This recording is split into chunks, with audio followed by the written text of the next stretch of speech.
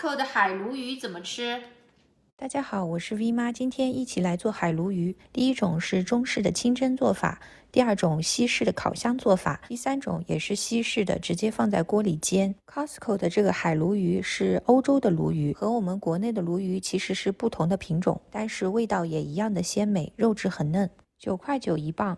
鲈鱼很新鲜，从它清澈的眼神就可以看出来了，处理的也比较干净。如果表面还有一点点鱼鳞，可以自己刮一下。先来清蒸，表面打一些刀花，撒上料酒和盐，肚子里多放一些葱姜，刀花处也塞一些姜片。这个鱼比较细长，最好用长的盘子蒸，如果没有的话，可以把鱼这样弯一下。大火烧开，蒸8分钟。蒸完之后，把鱼出的水倒掉，撒一些新鲜的葱丝，倒蒸鱼豉油。再淋上热油就可以开吃了。这样的做法鲜嫩清香，原汁原味，鱼皮黏黏糯糯的，鱼肉入口即化。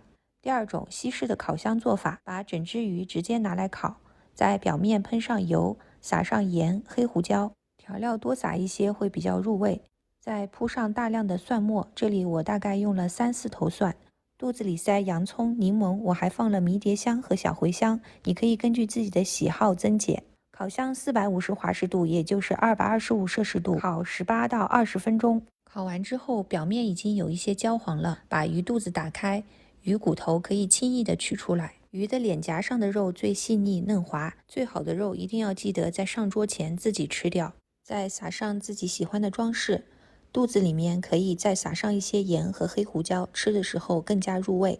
这样的做法清甜爽口，适合想吃原汁原味海鲜的人。第三种直接用锅煎制，用刀把鱼两面的肉沿着骨头取下来，鱼骨头可以之后炖汤。两片肉表面打刀花，两面撒一些盐，平底锅多喷一些油，烧热之后放入鱼片，鱼皮朝下。刚放进去的时候，用手轻轻地按压10秒，可以防止鱼的边缘翘起。边缘微微发黄之后就可以翻面了，注意这里一直要用中高火来煎，这样才能锁住鱼的水分，达到外脆里嫩的效果。翻面之后加1大块黄油、柠檬、蒜末以及迷迭香或者其他香料，再煎制2分钟左右就可以出锅了。煎制的做法最大的特点是鱼皮会很脆，短时间的高温会让柠檬、蒜末以及各种香料的味道迅速渗入到鱼皮和鱼肉里面，味道更加直接香浓，做法也更快捷方便。看看这金黄酥脆的卖相，我个人是最喜欢这种做法。